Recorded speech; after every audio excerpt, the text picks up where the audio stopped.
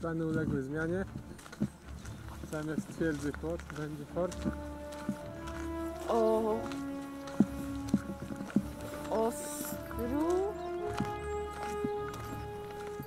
Ostróg. Fort Ostróg. Całość na moją komendę. Baczność!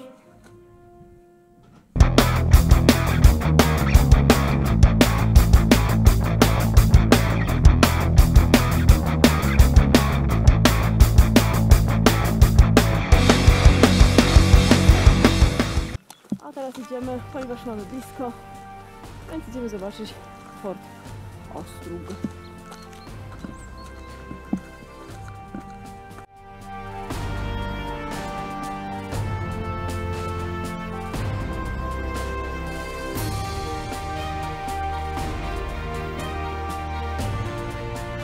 Jesteśmy na miejscu.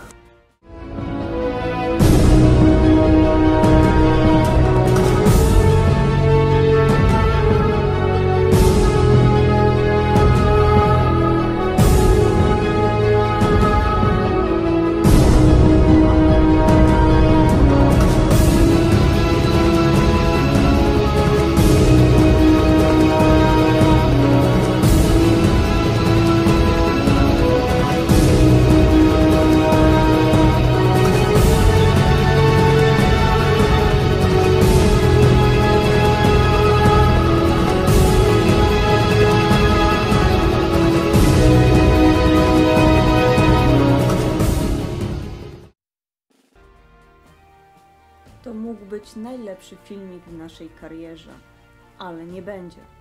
Z każdym kolejnym ujęciem padało następne urządzenie, aż pozostał najgorszy telefon, o czym sami się przekonacie oglądając ten filmik. Ale wytrwajcie do końca, bo warto.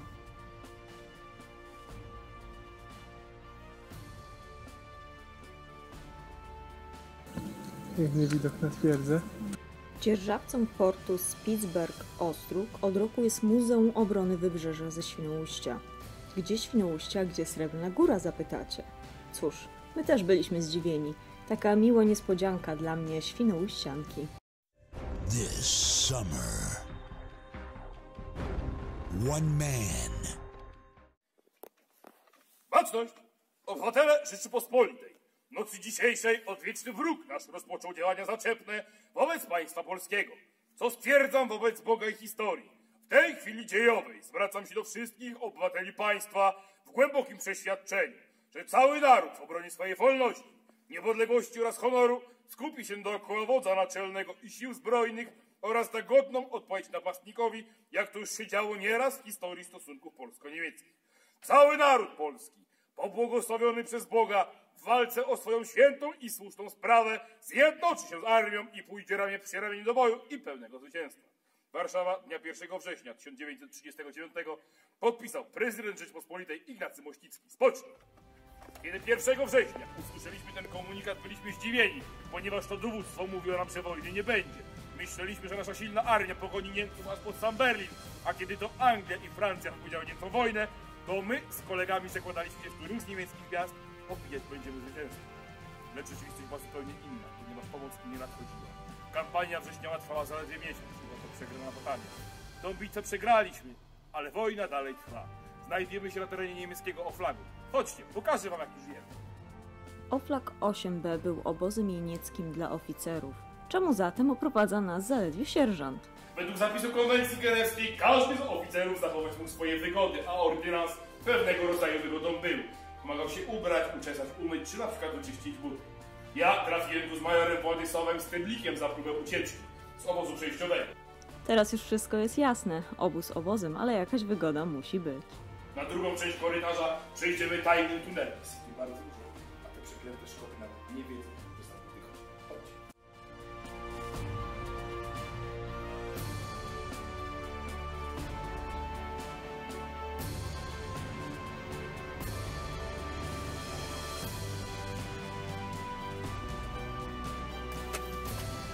Kasia, idziesz?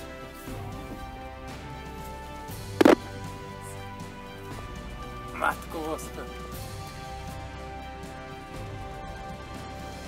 Tego to się nie spodziewałem. W końcu korytarza zbiornik z wodą, uwaga, nie wdepnąć. Asia, jak tam z tyłu? Jestem dobra. Joanna tam. Noga do góry, rękę podać.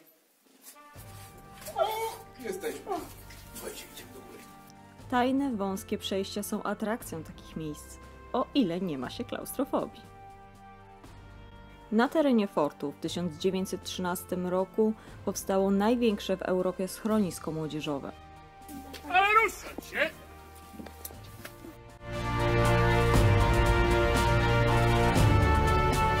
W 1938 ośrodek szkoleniowy dla Hitlerjugend.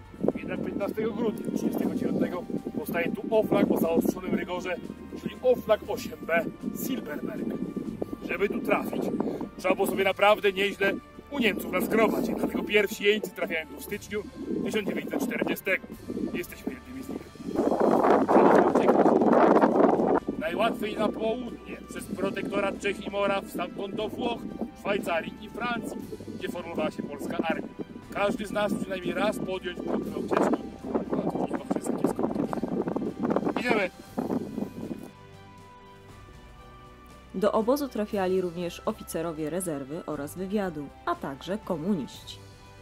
Cały dziedziniec przecielony był na pół wysokim parkanem z drutu kolczastego, żeby odciąć nas od najprostszej możliwości ucieczki, czyli bramą. Kiedy przychodziła zima, wystarczyło Spitsberg zamknąć na klucz, a żaden z nas nawet nie myślał o ucieczce. Dlaczego? Jest zima, to jest? Zimno! Idziemy dalej. W ciągu dnia jeńców pilnowali oficer i 2 podoficerów oraz od 20 do 30 wartowników. Aby ci nie pomagali osadzonym, byli zmieniani co 24 godziny i nigdy nie wracali do oflagu. Dlaczego się tak tego obawiano? Ano dlatego, że najczęściej byli to emeryci, którzy nie do końca zajęci byli swoją pracą, albo na przykład Ślązacy, którzy nie do końca przekonani byli co do swojej niemieckości.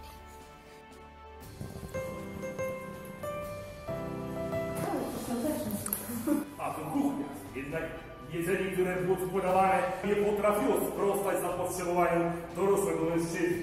Więc dobrym urozmaiceniem były paczki z domu lub z czerwonego krzyża.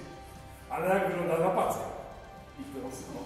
Oczywiście szykował ją młody ordynarz, chłopak, który ustrzegł się przed niewolą. Najpierw formował wielki placek z ciasta na chleb, do środka wkładał schab, kiełbasy i słoninę, formował wielki kuchenek i tak przygotowaną paczkę wysyłał do oflagu. My jako podoficerowie też czasem przybywaliśmy na kuchni, ale tylko wtedy, kiedy pracowała tu Helga.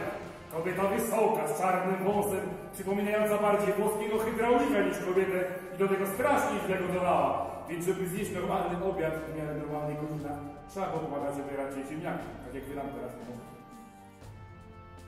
Mamy ochotnika, prawa ręka do góry. No i zapraszam do podaj pod barierkę.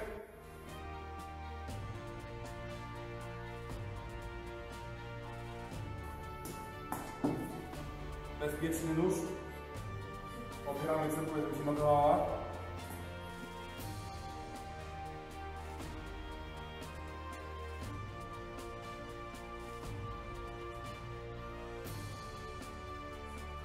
Wczuwaj się w rolę, a nie ten.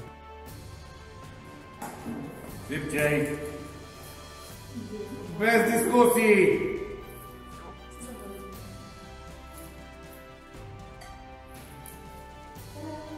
Do gara. Do gara. Tak dobra. Tylko szybko pić, bo wstrząsa. Ja w ogóle prowadzę. Słuchajcie, idziemy z tego, żeby nas nie nakryła.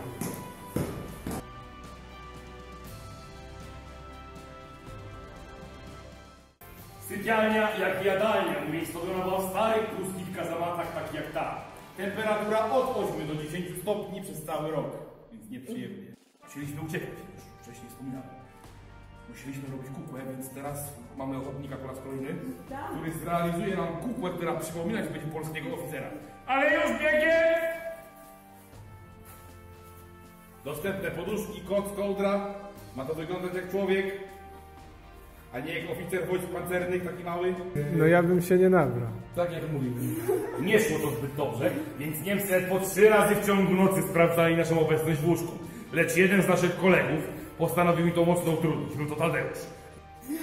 Kiedy niemiecki oficer wchodził do sali, a Tadeusz strzał krok podkutych niemieckich butów, naciągał koc na głowę i czekał.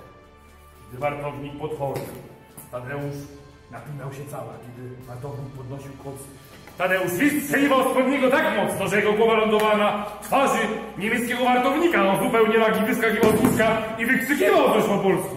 Wartownik jak kamień, no może dlatego, że wiedział, że pretensja może być słuszna, albo dlatego, że właśnie tego jest sobie język. Oczywiście Niemcy postanawiali sprawdzić też od innej strony, czyli od strony stóp, ale też bardzo szybko się okazało, że też bardzo mocno kopie. Zapraszam. Oczywiście postać, którą należałoby na pewno poznać, jest admirał Józef Unruk. Kiedy pierwsza wojna się kończy, on wstępuje w szeregi nowo formującej się marynarki II Rzeczypospolitej, która jak wtedy wyglądała? Jak czeska marynarka wojenna. Mieliśmy pamiętną szalupę. Wojna wybucha we wrześniu. Oczywiście, całe Wybrzeże pada również we wrześniu, a jego odcinek dopiero 2 października, kiedy to Józef trafia do niewoli. No ale Niemcy szybko się kapują, że z tym Józefem jest coś nie tak. I tak naprawdę jest to Józef Michael Hubert von Unruh, czyli Niemiec. Jednak kiedy kuzyn proponuje mu współpracę, to ten dość chłodno i po francusku odpowiada mu, by oddali się dość daleko. Mówi to zdecydowanie dosadniej. Kuzyn mocno zdziwiony mówi: Józef, co ty? Jesteś Niemcem, mówisz świetnie po niemiecku. No to ten mu odpowiedział, że 1 września 1939 zapomniał języka niemieckiego. Za robienie sobie żartów z niemieckiej władzy trafia do oflagu 8B w Srebrnej Górze, gdzie żarty miały się skończyć. Skończyły się? Nie. No pewnie, że nie. Na początku maja 1940 20 najbardziej niesfornych Niemcy przenoszą na fort Hohenstein, gdzie komendant oznajmił, że prędzej zgniją niż uciekną. I co? Dziękuję. Z 5 na 4 maja. 7 z nich zostaje schwytanych, w tym też Jędrzej Giertych. Znacie? Znacie. Oczywiście panowie tak zmęczeni marszem postanawiają odpocząć w oddali to czerwone, mrygające światło. Myślą, że to przejazd kolejowy. Kiedy rano schwytali ich Niemcy, przejazd kolejowy okazał się być tak naprawdę budką czeskiego granicznika. I tak niewiele brakowało. Schwytania! Brak. Rano! Wszystkich uśmierca szef. Zaraz zobaczymy najgłębszą studnię w paśmie górskim. Głęboką na 86 metrów. Ale co więcej, woda bardzo zdrowa, ponieważ posiada wapń oraz bardzo dużą ilość jonów srebra. Do czego służą jony srebra, wiecie? Działają antybakteryjnie, czyli woda ostatnia się do picia, oraz działają bardzo dobrze na cernę. Nie widać? Oczywiście. Pytania? Pauza.